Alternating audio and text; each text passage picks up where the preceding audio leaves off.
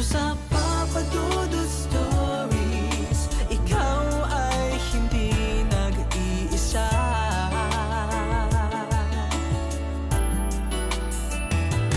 Dito sa Papa Dudut Stories, may nagmamahal sa'yo. Papa Dudut Stories, Papa Dudut Stories. Dear Papa Dudut, sa lahat po ng mga nakatutok ngayon, huwag kalimutan na mag-like, mag-share at mag-subscribe.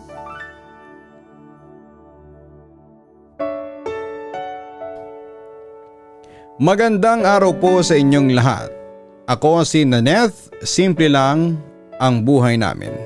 Hindi marangya pero marangal. Ang akala ko ay sapat na ang pagiging marangal para irespeto ka ng kapwa mo. Lalo na kung kadugo mo. Pero noong taong 2013 ay doon ko napatunayan na sa mundong ito. Lalo na sa loob ng pamilya. Kung wala kang pera, wala kang boses. Kung wala kang pera, para kang anino na napapansin lang kapag may kailangang ipagawa. Matagal naming pinaghandaan ang reunion na yon. Sabi sa group chat, family is everything. Walang iwanan at miss na namin ang isa't isa. Excited ako at excited din ang asawa ko at ang anak ko. Nag-ipon kami para pambili ng maayos na damit at gusto ko sanang kahit papaano'y magmukha kaming presentable. Hindi naman para makipagkompetensya, kundi para hindi naman kami maging kahiya-hiya sa harapan ng mga kamag-anak naming galing abroad at yung mga may matatayog na posisyon sa trabaho. Pagdating namin sa venue, isang malaking rest house na may swimming pool at malawak na garden. Doon ko kaagad naramdaman ang lamig. Hindi lamig ng aircon, kundi lamig ng pagtanggap. Pagbaba pa lang namin ng sasakyan, nakita ko na sila. Nandun sila sa ilalim ng malaking tent. Nagtatawanan ang gaganda ng suot nila. Yung mga tela na alam mong mahal. May mga hawak silang wine, yung iba naman ay nagyayalong soft drinks. Pero noong makita nila kami, imbes na yakap o kumusta kayo, ang narinig ko ay, "Oh, andyan na pala si Naneth. Mabuti naman at kanina ka pa namin hinihintay." Akala ko'y naghihintay sila dahil miss nila kami. Hindi pala. Hindi pa man lang kami nakakaupo, hindi pa man lang kami nakakainom ng tubig. Matapos ang mahabang biyahe ay lumapit na ang isa kong pinsan. Sabihin na nating siya yung leder-lediran dahil siya ang pinakamayaman sa amin. "Naneth, butit dumating na kayo. Ang dami pang lulutuin sa kusina. Yung mga kinuha naming caterer, kulang pala sa tao. Tulungan nyo naman sila dun ha. Alam nyo naman ang panlasa ng pamilya natin, mapilis at timpla." Hindi yon tanong. Utos yon. At dahil ayaw kong maging killjoy o gumawa ng eksena sa unang araw pa lamang ay tumango ako. Hinila ko ang asawa ko at ang mga anak ko patungo sa likuran sa bandang kusina. Habang naglalakad kami, nakita ko ang mga anak ko na nakatingin sa swimming pool. Gusto nilang tumalon, gusto nilang makipaglaro sa mga pinsan nila, pero bago pa man sila makalapit sa tubig, tinawag na sila ng isa ko pang tita. "O mga bata ha, huwag muna kayong lalaro. Tulungan nyo ang nanay ninyong mag-ayos ng mga kubyertos at magpunas ng mesa para may pakinabang naman kayo." Doon pa lang ay parang may kung anong kumurot sa puso ko. Bakit yung ibang bata ay nandoon sa pool nagtatawanan? May mga floaters pa na makukulay. Samantalang ang mga anak ko, kailangan agad magkakaroon ng pakinabang. Sa kusina, Papa Dudut, doon namin ginugol ang halos buong araw. Mainit, mausok at siksikan. Habang naghihiwa ako ng tumpok-tumpok na sibuyas at bawang ay naririnig ko ang tawanan nila sa labas. Ang lakas ng sounds, may nagkakaraoke pa. Minsan sumisilip ako sa bintana. Nakikita ko silang nagsiselfie, family goals, blessed, reunited, yan siguro mga caption nila sa mga Facebook account nila. Pero sa likod ng mga litratong iyon ay nandun kami, ang mga mahihirap na kamag-anak na pawis sa paghahanda ng kakainin nila. Samantala may isang eksena na hindi ko makakalimutan. Habang nagluluto ako ng minudo sa malaking talyasi, pumasok ang isa kong tita na nakasuot ng puting-puting dress. Umawak siya sa ilong niya na parang nandidiri sa amoy ng kusina. "Naneth, dalian niyo naman dyan. Nagugutom na ang mga bata. At saka siguraduhin mong malinis ang mga plato ha. Alam mo naman, sensitive ang tiyan ng mga galing sa ibang bansa." Tumingin ako sa kanya. Gusto kong sabihin, tita, tao rin po kami. Napapagod din. Pero ang lumabas lamang sa bibig ko ay opo, malapit na po ito. Pagkatapos nilang kumain, akala ko ay makakapagpahinga na kami, Papa Dudut. Hindi pa pala. Kami ang tagaligpit, kami ang tagahugas. Isipin mo, Papa Dudut, yung mga basong may bakas pa ng lipstick nila, yung mga platong puno ng tirang pagkain na parang wala lang sa kanila kung magaksaya. Lahat yan ay dumaan sa kamay namin. At habang naguhugas kami, wala man lang lumapit para mag-abot ng basong tubig sa amin. Nagbibiro pa ang isa kong pinsan habang dumadaan sa kusina para kumuha ng yelo. Sabi niya, buti pa kayo, Naneth. Sanay sa ganitong trabaho. Hindi kayo madaling mapagod. Kami kasi konting kilos lang ay masakit na ang likod. Nagtawanan ng mga kasama niya pero para sa akin ay hinalikan ako ng kahihiyan ng sandaling yon. Hindi yun biro. Isa yung insulto na nakabalot sa tawa. Para nilang sinasabi na ang katawan namin ay ginawa lang para magsilbi, habang ang kanila naman ay ginawa para mag-enjoy. Samantala ang pinakamasakit sa lahat ay nung lumapit sa akin ang bunso kong anak. Gabi na noon at tapos na ang party para sa iba pero kami ay nagliligpit pa rin ng mga kalat sa garden. Nay, bakit po tayo lang ang nagtatrabaho? Bakit po sila Kuya B-Boy? Kanina pa silang nanonood ng movie sa loob. Hindi ko alam kung ano ang isasagot ko, ano bang sasabihin ko sa isang bata.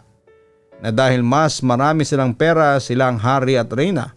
At dahil tayo ay wala ay tayo ang alipin? Hindi ko kayang sabihin yon. Hinaplos ko na lamang ang ulo niya at sinabing ganyan talaga anak. Tulong-tulong lang tayo. Pero alam ko sa loob-loob ko na hindi yon tulong-tulong. Yon ay pagsasamantala. Nakita ko ang asawa ko, tahimik lamang siyang nagbubuhat ng mga mabibigat na silya. Nakita ko sa mga mata niya ang galit na pilit niyang tinatago para sa akin. Alam kong nasasaktan siya para sa amin pero wala siyang magawa dahil pamilya ang kaharap namin. Noong pauwi na kami, madaling araw na pagod kami. Wala nag-offer na mag-abot ng konting panggatong sa gas o kahit pa pabaon na pagkain mula sa mga natira. Na kami rin naman ang nagluto.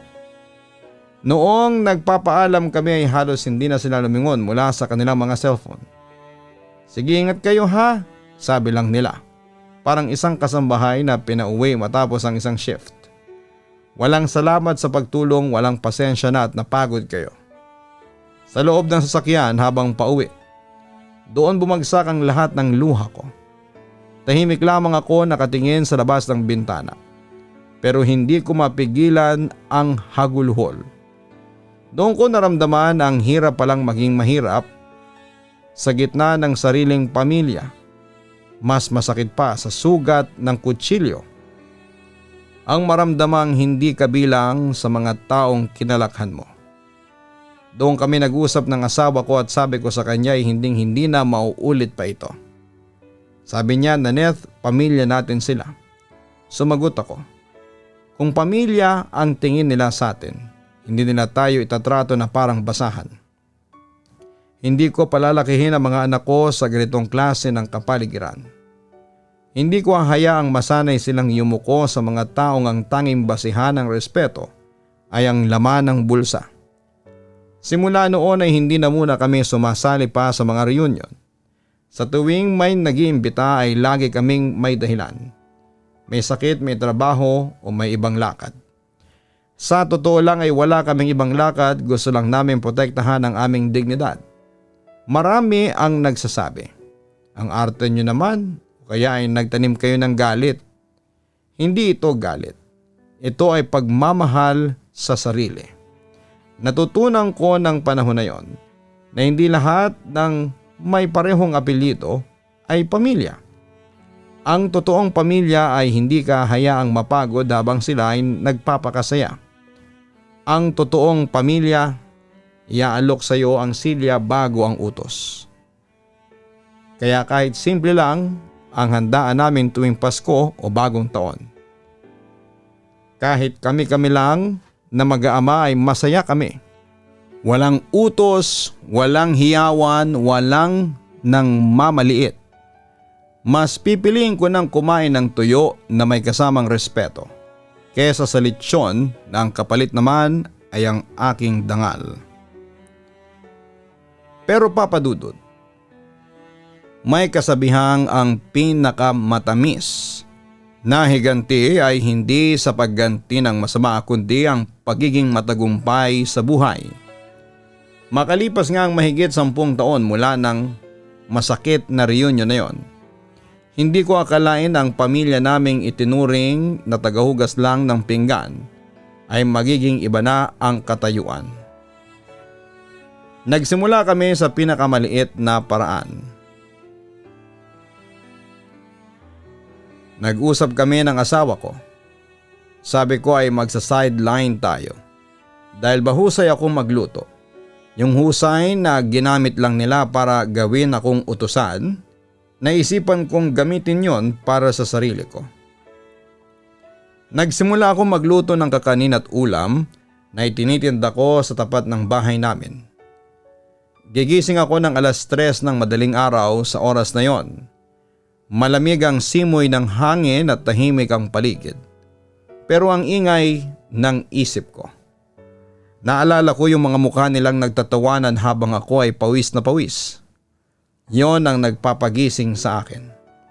Habang nagkakayod ako ng niyog o naghahalo ng malagkit ay sinasabi ko sa bawat ikot ng sandok.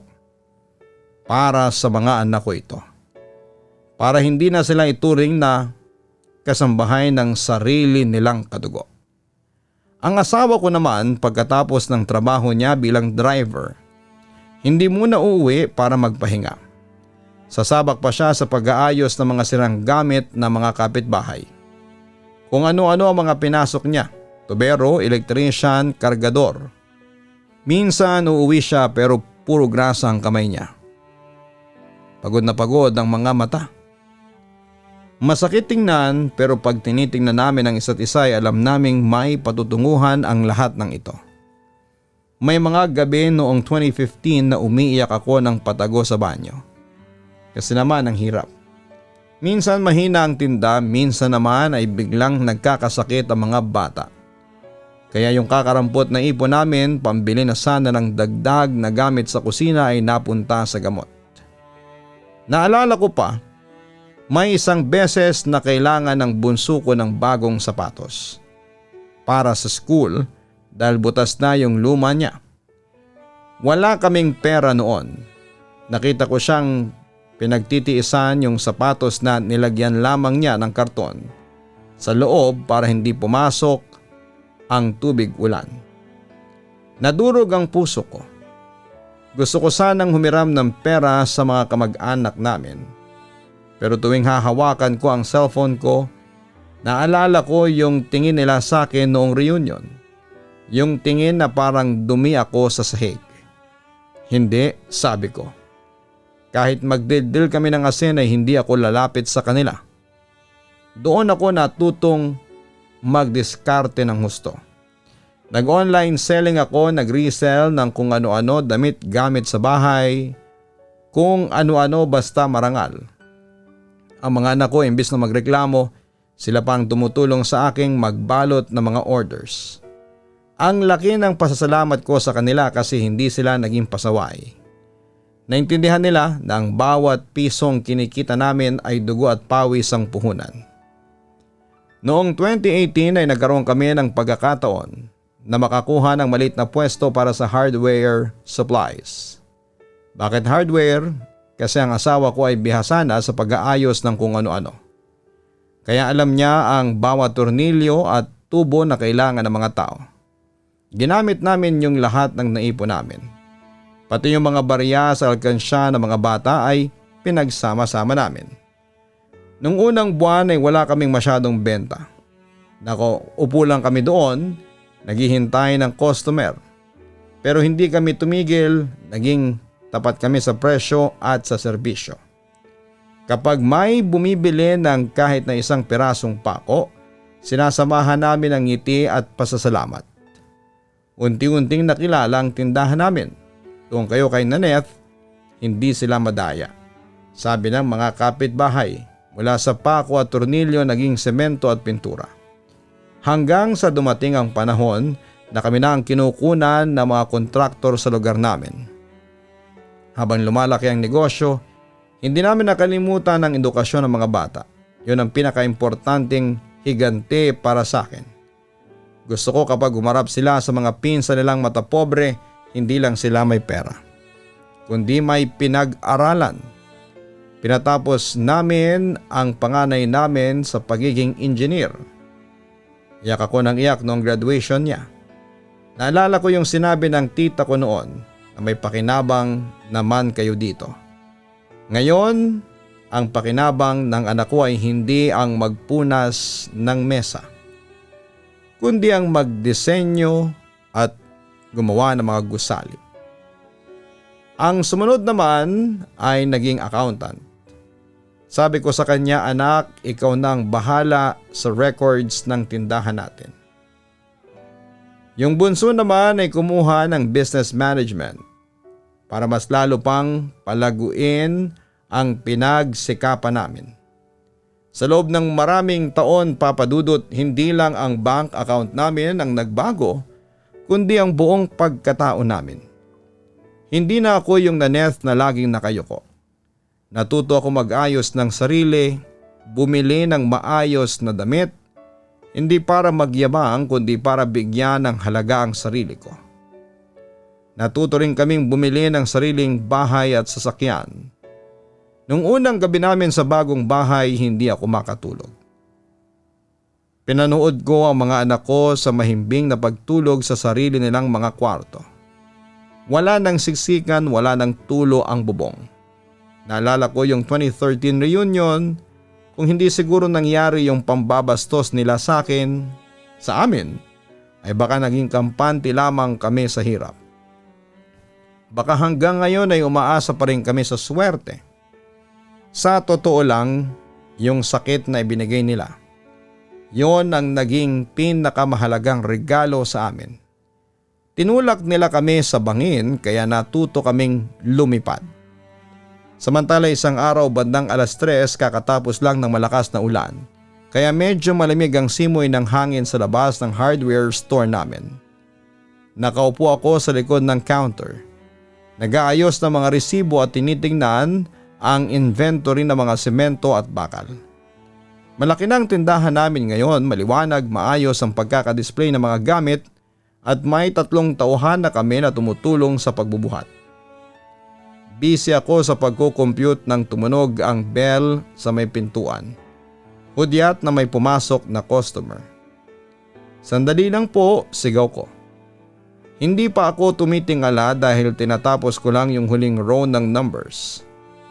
Boy, tulungan mo muna yung customer sa harapan. Tawag ko sa isa naming tauhan. Pero sumagot yung boses ng babae. Medyo paos at parang nag-aalinlangan. Miss, magtatanong lang sana. Yung mga hollow blocks niyo ba pwedeng installment o kahit down payment muna? Tigil ang mundo ko. Yung boses na yun ay kabisado ko yun. Yun ang boses na narinig ko 13 taon nang nakakaraan. Naguutos sa akin na bilisan ang pagbabalat ng bawang dahil nagugutom na ang mga bata.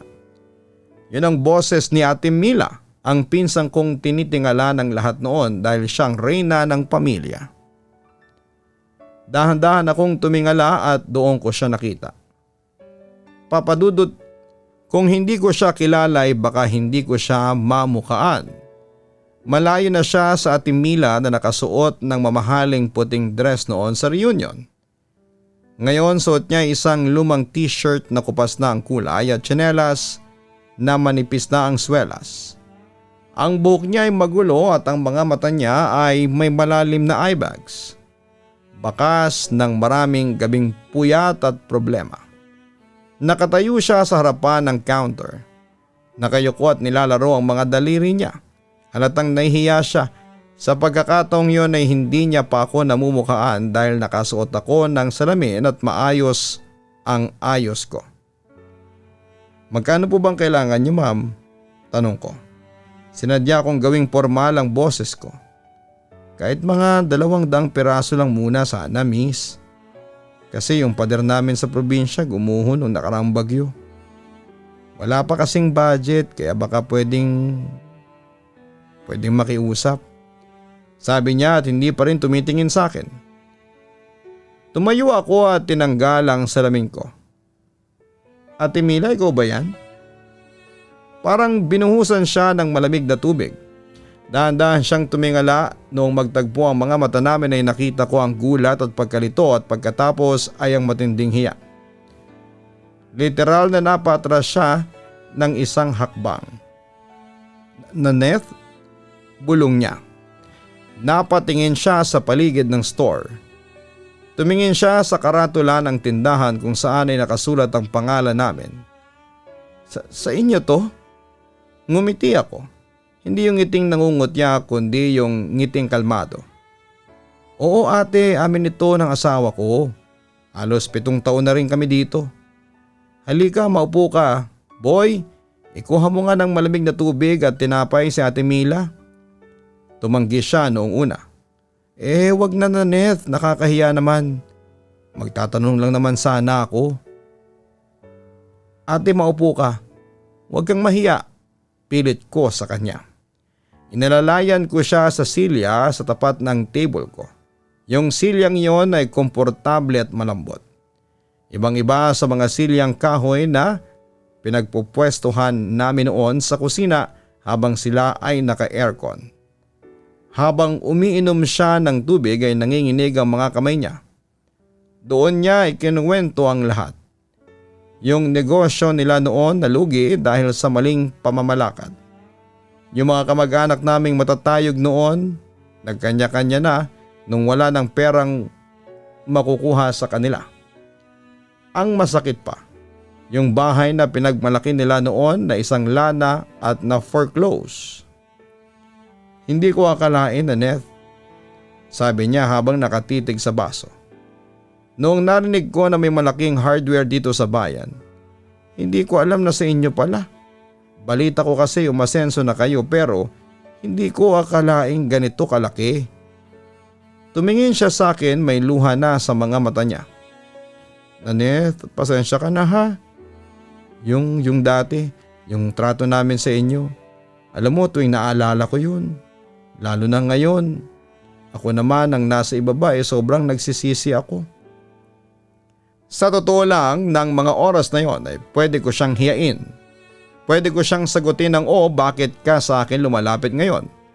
Hindi ba sanay naman kaming magtrabaho? Pero nung nakita ko siyang ganon kadurog ay nawala ang lahat ng pait sa puso ko. Naalala ko na kahit ano pa ang ginawa nila ay tao pa rin sila. At mas sigit pa roon ay napatunayan ko na ang Diyos na ang nag-ayos ng lahat para sa akin. Ate, tapos na yun. Sabi ko ng mahinahon. Matagal ko nang kinalimutan ang 2013. Kung hindi dahil sa nangyari noon ay baka hindi kami nagsumikap ng ganito. Kaya sa isang banda ay salamat pa rin. Kumuha ako ng notepad at nagsulat. Huwag mo nang alalahanin yung installment. Ipapadala ko bukas yung 200 hollow blocks, 10 sako ng semento at mga bakal sa bahay ninyo. Libre na yon. Tulong ko na sa inyo. Napahagulhol siya. Nanette, wag naman, sobra-sobra naman. Hindi ko alam kung paano kita mababayaran. Hindi mo kailangan magbayad, ate, sagot ko. Ayusin niyo yung pader ninyo para safe ang pamilya ninyo. Yun lang ay sapat na sa akin. Nung papalis na siya, hinatid ko siya hanggang sa pintuan. Marami siyang salamat at pasensya na. Pinanood ko siyang maglakad palayo habang sumasakay ng tricycle. Doon ako napahinga ng malalim. Nanette, yon ang pinakamasarap na pakiramdam sa buong mundo. Hindi yung nakita ko siyang mahirap kundi yung napatunayan ko sa sarili ko na hindi ako naging katulad nila. Na kahit na anong taas ng narating ko, ang paa ko ay nakatapak pa rin sa lupa. Pagbalik ko sa loob ng store ay tinanong ako ng asawa ko kung sino yon at parang pamilyar. Ngumiti ako sa kanya. Wala, yung pinsan ko lang. Nangailangan ng tulong. Binigyan mo? Tanong niya. Oo, sagot ko. Kasi alam mo, mas masarap maging kamay na nagbibigay kaysa sa kamay na humihingi. At mas masarap magpatawad kaysa magtanim ng sama ng loob. Doon ko tuluyang naisarado ang pahina ng 2013 sa buhay ko. Hindi na ako ang Nanette na utusan. Ako na ang Nanette na may kakayahang bumuo ng pader. Hindi lang ng bahay kundi pati na rin ang nasirang relasyon sa pamilya. At sa hapon na yon, kasabay ng paglubog ng araw ay naramdaman ko ang tunay na kalayaan. Samantala sumapit ang 2025 anibersaryo ng kasal ni na lolo at lola. Noong una ay ayaw ko talagang pumunta. Sabi ko sa asawa ko ay baka ma-stress lamang ako. Baka maulit lang yung nangyari noon. Pero ang mga anak ko ay sila ang nagpumilit. Sabi nila ay nay, iba na ngayon. Hindi na tayo yung dati. Pumunta tayo para kina lolo at lola. Kaya heto na, naghanda kami. Pero sa pagkakataong ito ay hindi na kami nagkukumahog mag-ipon para lamang sa isang maayos na damit. Isang simpleng, eleganteng dress ang sinuot ko. Yung komportable ako pero kitang-kita na dekalidad ang tela. Ang asawa ko'y nakabarong na maayos at ang anak ko ay gwapong-gwapo at magaganda sa kanilang mga ayos. Ginanap ang okasyon sa isang sikat na events place sa bayan. Noong pumarada ang sasakyan namin sa harapan ay nakita ko ang ilan sa mga kamag-anak namin na nasa labas at naghihintay ng simula. Pagbaba namin ay naramdaman ko ang biglang pagtahimik ng paligid. Alam mo yung eksena sa pelikula na parang nag-slow motion ang lahat? Ganon ang pakiramdam. Nakita ko yung mga tita ko na dati ay halos hindi ako sulyapan. Ngayon ay nakatitig sa amin habang naglalakad kami papasok. Nanette? Isang pamilya ba kayo? Tanong ng isang pinsan ko na halos hindi makapaniwala. Ngumiti lamang ako ng tipid. Oo ate, happy anniversary kina lolo at lola. Pagpasok namin sa loob imbis na ituro kami sa kusina, ang lumapit sa amin ay yung pinsan kong dati ay leder-lederan. Alam mo Papa Dudut, yung dati ay nag-uutos sa amin na mag-asikaso ng caterer. Ngayon ay siya na ang unang kumuha ng silya para sa amin. Nanette, dito kayo sa harapan, may reserve table para sa inyo malapit kina lolo, sabi niya. Ang boses niya ay wala na yung dati na parang nang uuyam. Ngayon ay parang pilit na naglalambing. Naupo kami, hindi nagtagal ay isa-isang lumapit ang mga kamag-anak namin. Pero hindi sila lumapit para mag-utos, lumapit sila para mag-usisa. Balita namin malaki na raw ang hardware store ninyo. Tanong ng isa kong tita habang hinihimas ang tela sa damit ko. Sabi ko na nga ba'y masipag ka talaga, Nanette. Noon pa man ay bilib na ako sa iyo. Sa loob-loob ko ay gusto kong matawa. Noon pa man. Noong 2013 na halos hindi mo ako pautangin ng tubig. Pero pinigilan ko ang sarili ko, nginitian ko lamang siya. Salamat po tita.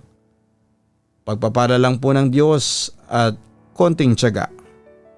Dumating ang oras ng kainan noong 2013. Kami ang nag-serve. Ngayon, may mga waiters na naka-uniforme. Pero ang nakakatawa nung makita nila kaming tumayo para kumuha ng pagkain, yung mga dati naming kamag-anak na mata pobre, sila pa nag-alok na kumuha para sa amin. Nanette, ako na ang kukuha ng juice mo. Maupo ka na lang dyan, sabi ng isa pang pinsan. Tumingin ako sa asawa ko at sa mga anak ko. Nakikita ko sa mga mata nila yung pride, hindi yung mayabang na pride, kundi yung saya na sa wakas ay nirerespeto na kami. Pero sinenyasan ko sila na manatiling mapagkumbaba.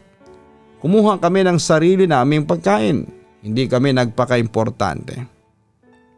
Habang kumakain ay naririnig ko ang mga usapan sa paligid.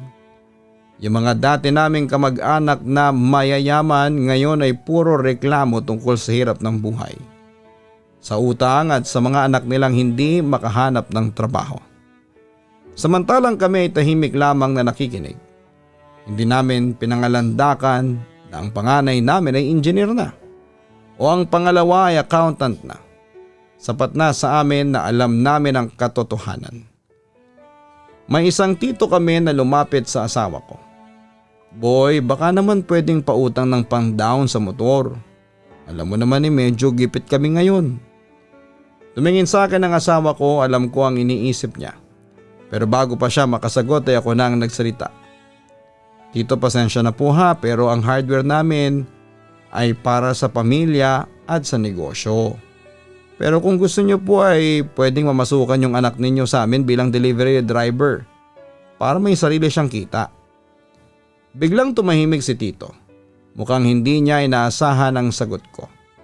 Dati silang nagbibigay sa amin ng pakinabang sa pamamagitan ng paggawa sa amin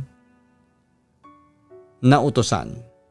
Ngayon kami nang nagbibigay ng pagkakataon para magkatrabaho sila ng marangal.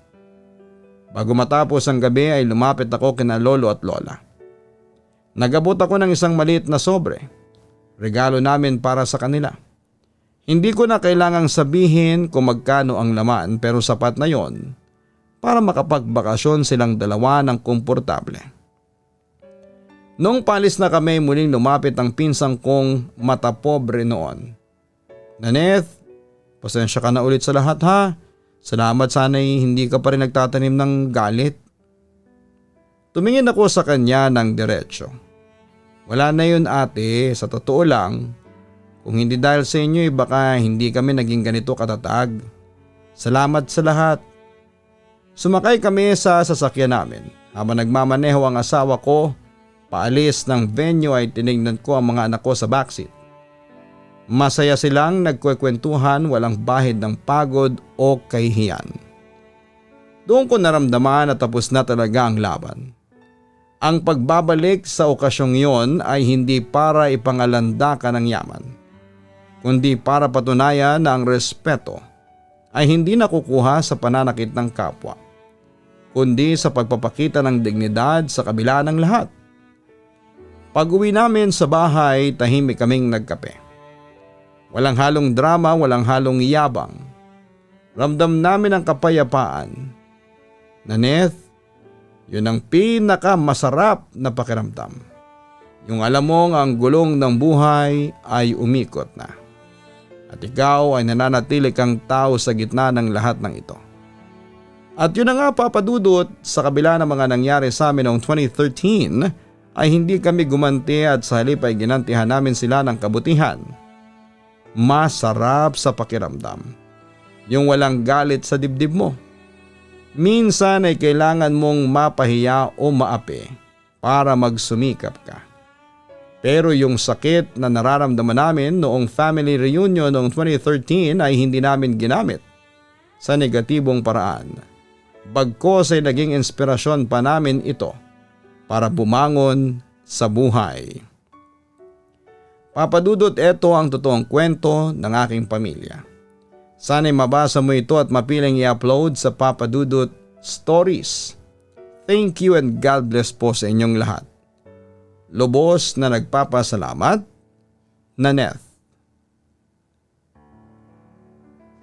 Ang kwento ng buhay mo, Naneth, ay hindi lang tungkol sa pag-asenso mula sa hirap. Ito ay may mas malalim na aral na pwedeng maging silbing gabay para sa kahit na sino. Ang dignidad ay hindi nakatali sa laman ng bulsa. Ipinapakita ng kwento na ang pagiging mahirap ay hindi kailanman dapat maging dahilan para ituring na mababa o utusan. Ang bawat tao, anuman ang katayuan sa buhay, ay karapat-dapat sa respeto. Ang tunay na kawalan ng dignidad ay hindi ang pagiging mahirap, kundi ang pagiging mapang-api sa kapwa. Gawing inspirasyon ng sakit para sa tagumpay. Imbes na magmukmok o magtanim ng galit na nakakalason sa puso. Ginamit ninyo ang pait ng pambabastos bilang motibasyon. Ang bawat hindi at bawat pangmamaliit ay naging lakas ninyo para magsikap ng higit pa sa inaasahan. Ang buhay ay parang gulong. Walang permanenteng kalagayan sa mundo. Ang nasa itaas ngayon ay pwedeng mapunta sa ibaba bukas. At ang mga nasa ibaba ay pwedeng umangat sa pamamagitan ng tiyaga at panalangin. Ito ay paalala na huwag maging mapagmataas kapag tayo ay nasa rurok. At huwag mawala ng pag-asa kapag tayo ay nasa kailaliman. Ang pinakamatamis na higante ay ang pagpapatawad at pagpakumbaba. Nang umasenso kayo ay hindi ninyo ginamit ang yaman ninyo para gantihan ang mga nang-api sa inyo. Sa halip ay pinili ninyong maging mas mabuting tao kesa sa kanila. Ang pagpapakita ng kabutihan sa mga taong naging masama sa inyo ay ang pinakamataas na uri ng tagumpay. Pinatunayan nito na hindi lang ang bulsa ninyo ang yumaman, kundi pati na rin ang inyong pagkatao. Protektahan ang inyong kapayapaan, bahagi ng pagmamahal sa sarili, ang pag-iwas sa mga taong hindi nakakabuti sa inyong mental at emosyonal na kalusugan. Ang pagpapasyang huwag munang sumali sa mga reunion noon ay hindi pag-iinarte, kundi isang paraan ng pagprotekta sa dignidad ng inyong pamilya hanggang sa mahanap ninyo ang inyong lakas. Ang pamilya ay higit pa sa dugo. Ang tunay na pamilya ay yung nag-aalaga, sumusuporta at rumerespeto sa iyo. Natutunan ninyo na ang tunay na pundasyon ng pamilya ay pagmamahalan, hindi pakinabang. Sa uli, tandaan natin na ang inyong nakaraan ay hindi nagdidikta ng iyong kinabukasan. Maaring nagsimula ka bilang tagahugas ng pinggan sa mata ng iba, pero sa uli ikaw ang naging arkitekto ng sarili mong tagumpay.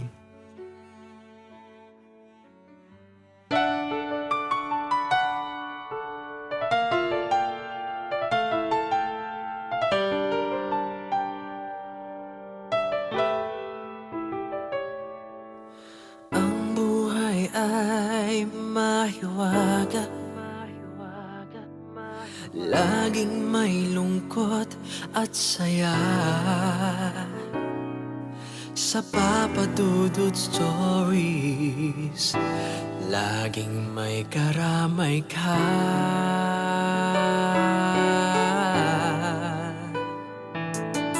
Mga problemang kay bigat, dito ay pakikinggan ka. Sa Papa Dudut Stories, kami ay iyong kasama.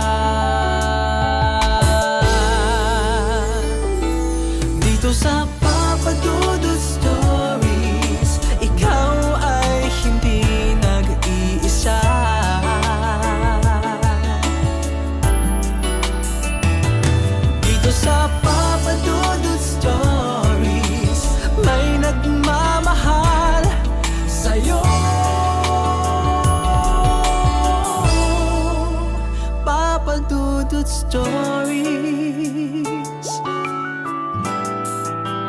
Papa Dudut Stories. Papa Dudut Stories.